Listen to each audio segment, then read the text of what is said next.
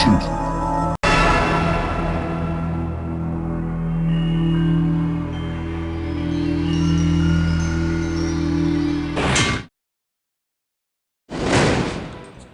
All aboard for the ride. How many of you are there?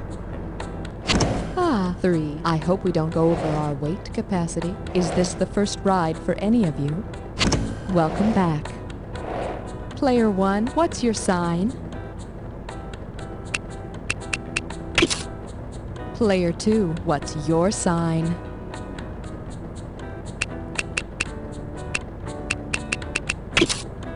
And Player 3, what's your sign? Oh, good. Just one brief reminder. Here are your buzzer keys. Well, that's all I have to say. Hope to see you at the bottom. It's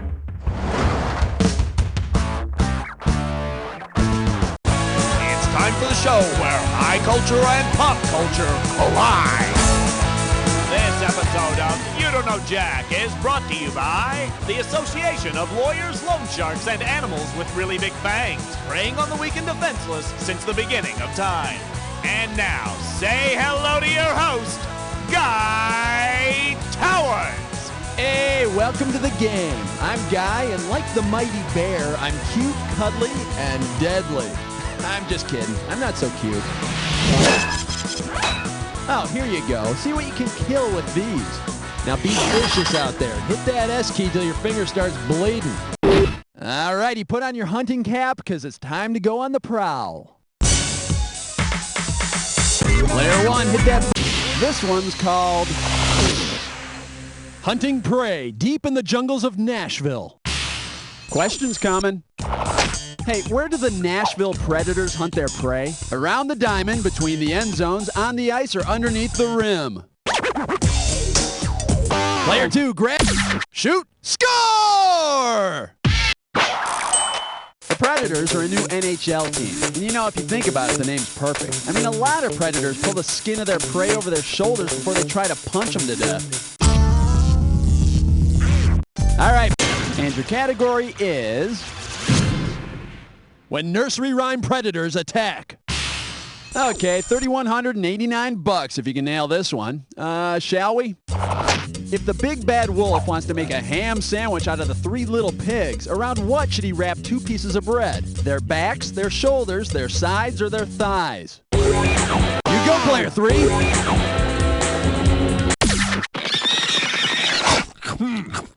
Could use some mustard. Unlike bacon, spare ribs, sausage, or any other thing called pork, ham comes from the pig's thigh, or the wolf's overacting. Player 3, hit your buzzer and lock in the cash for the category is the Hall & Oates of Fame. Hey, remember that Hall & Oates song, Man-Eater? Well, if Hall & Oates want to pay tribute to the Native American people whose name means man-eaters, what should they do on stage? Wear mohawk.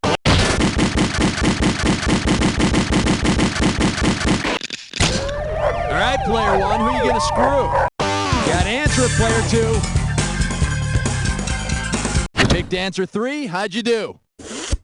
I think this is your stop. All right, Player 1, Player 3, who's going to grab it?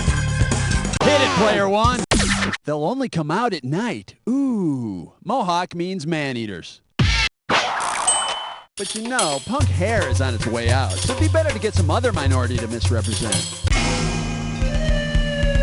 Player 1, hit your buzzer and see how much cash you can make. Bingo. There was a man put out his eye, a rifle was to blame-o.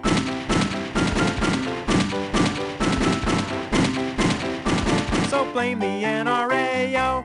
Welcome to Rifle. Don't forget, buzz in on the first letter of the correct answer to win the cash. And if you're the first player to get all 5 letters, the bonus is yours. Let's do it. Beaver's house.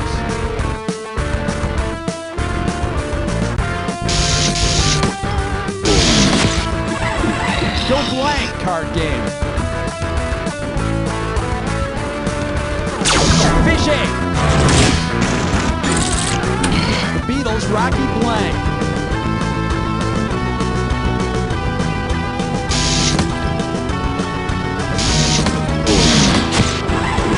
Adding insult to blank.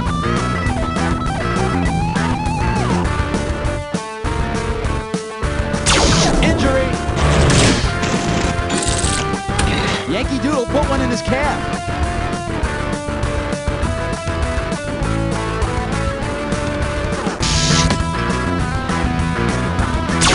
Tickle me. Good memory, but afraid of mice. You're no Dumbo. Frankie led the blank pack.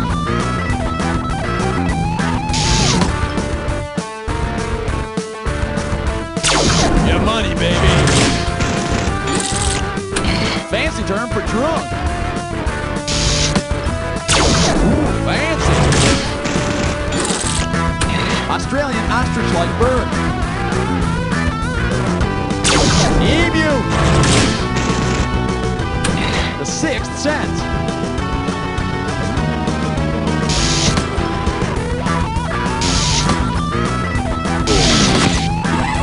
Like a blank to slaughter.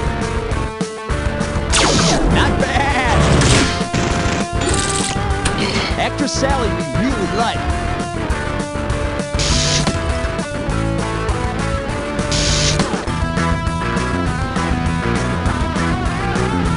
I like you. A fraternal order with antlers.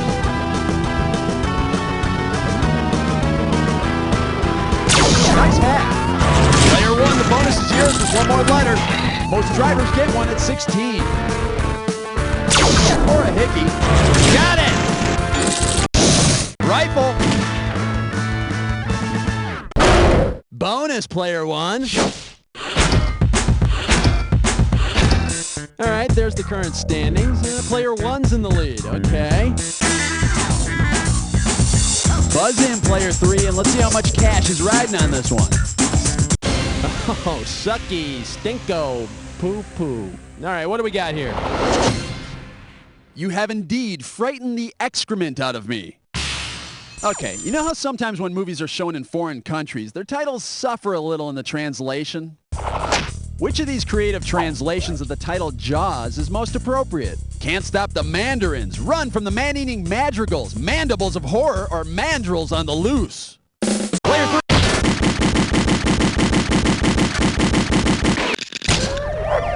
You're screwed, player one. Give me an answer. And for the second choice, huh? Well, let's check it out. Man-Eating Madrigals? Come on, folk singers don't wear mohawks. Who's going for it? Player three, go!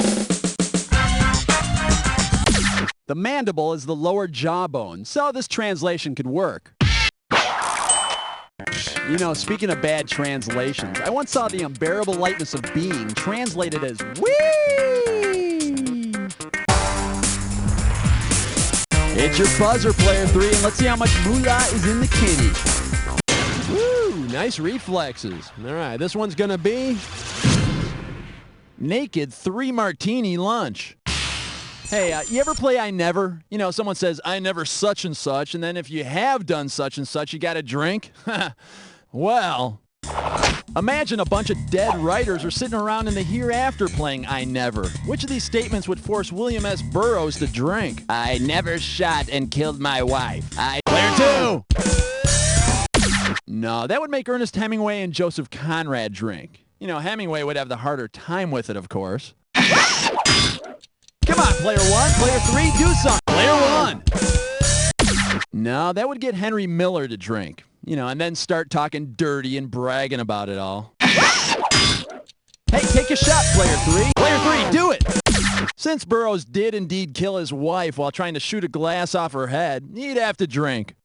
But you know, taking a drink wouldn't be so bad. I mean, it might help him relax and aim better next time. Okay, player three, buzz in and set the cash value. Man, that sucks. All right, here's your category. You must be this tall to ride Jeff Goldblum. And away we go. Because this time period didn't have any dinosaurs, what theme park would leave visitors disappointed? Cretaceous Park, Jurassic Park, Permian Park, or Triassic Park? Player 2, grab it! The Permian era came and went before the dinosaurs' time. Yep, it was filled with gigantic plants that would cruelly do each other's hair without mercy. Smack. Ugly! Wow. Well, this one's going to be called A Little Fossil Told Me. Question, please. Because it's considered to be all yours, player 1. Whoops. Oh, did I put in the wrong choices again? That must have been really tough for you to choose from, Speedy. Take it, player 2. Well, like the caveman says, an Archaeopteryx in the hand is worth 2 in the prehistoric bush. It had feathers, a wishbone, and was putting the fear of God into them worms about 150 million years ago during the Jurassic period. Okay, player 2, hit your buzzer and show us how. Wow, pretty darn mediocre there. All right, well, this one's called Don't Get Too Cocky. Okay, put away your rooster and imagine this. Since cockfights are illegal, you and your pals decide to stage a cockatrice fight instead. How will the combatants most likely try to kill one another? In a stare down with a display of bold plumage, by mixing magic potions, or through relentless imitation? Player 3, go! A cockatrice is a mythological serpent hatched from a cock's egg, able to kill with its deadly gaze. So, I've said it before and I'll say it again. Be careful with the one-eyed snake. All right, player 3, buzz in and let's see the cash value for this one. Nice pick, player 3. Hey, player 3, smack players 1 and 2 upside the head because you're going solo with a Dis or Dat. This Dis or Dat's category name is The Better to Eat You With. Okay, I'm going to read off 7 items, and for each one, tell me if the person or thing is a fox or a wolf. You cash in for each one you get right, but you lose out for each one you get wrong or that you don't get to. You got 30 seconds to nail all 7. And we're up. Mulder from the X-Files, Fox or Blitzer on CNN. Baseball's Nelly. World War II General Rommel. Jake Giles frontman. 80s pop singer Samantha. Suckler of Romulus and Remus. 7 up, 7 down. Player 1, head of the pack. All right, let's keep going. Okay, player 1. Hey, looks good to me. And this one's called My Jugular Bleeds for You.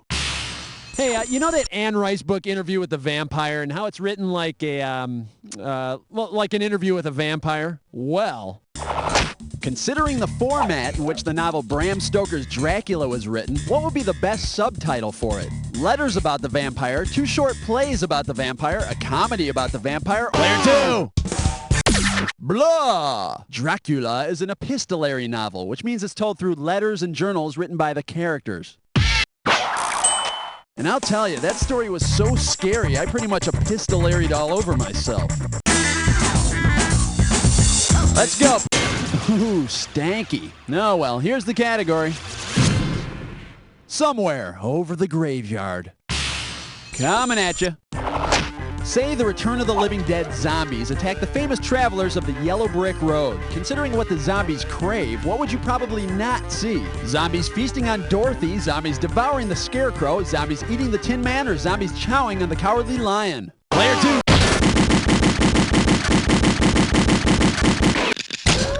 Player 2, who's gonna get it?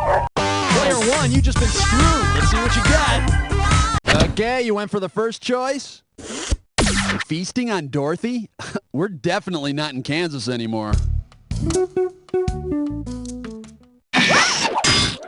Hey, player 2, player 3, what are you gonna do? Take it, player 2. The zombies wanted brains. And the Scarecrow doesn't have any. And for dessert, they're going after those little yummies in the Lollipop Guild. Player 2, hit that buzzer and let's see what you're going to be going for on this one.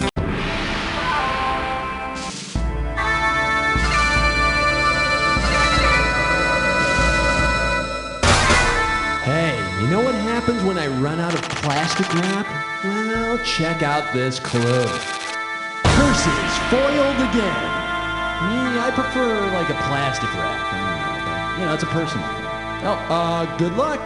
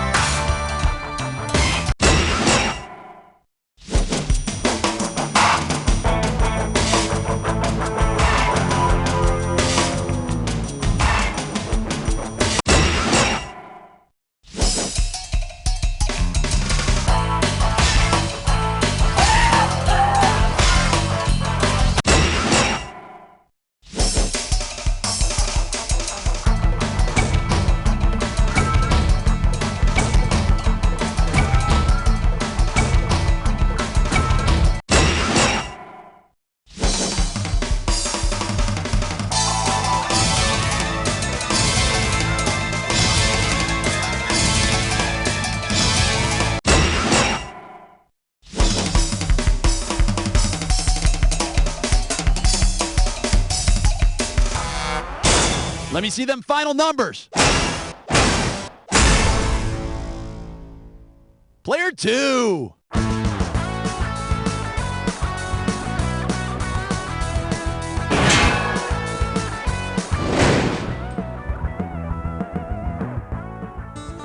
Bring nature to your bathroom with twigs and leaves. very natural toilet paper made of Twigs and leaves. It's not post-consumer content. It's not recycled paper. It's not even paper. It's just Twigs and leaves. we collect from the forests of America.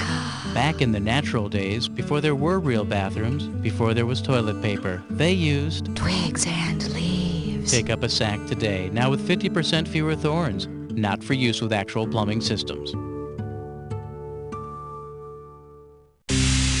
Tonight on Investigative Copy. Until recently, this sleepy Ohio town was primarily known as a test market for Olestra products. Now, religious fanatics are making a pilgrimage here to witness the miraculous weeping anus. I was just watching TV and I felt a rumbling in my gut. Tried to make it to the toilet, but whoop, there it was. It's beautiful. I think it's a sign from God. There are no words to describe this man's wondrous anus, blessed by our holy Savior. But is it really a sign from God? I've been here for 3 days, and the anus seems to weep at regular intervals, but they're almost too regular. I actually bottled some of the tears of the anus, and quite frankly, they have no healing properties. I'm just a guy who likes eating chips and watching TV. The Ohio weeping anus. God's miracle or Satan's curse? Tonight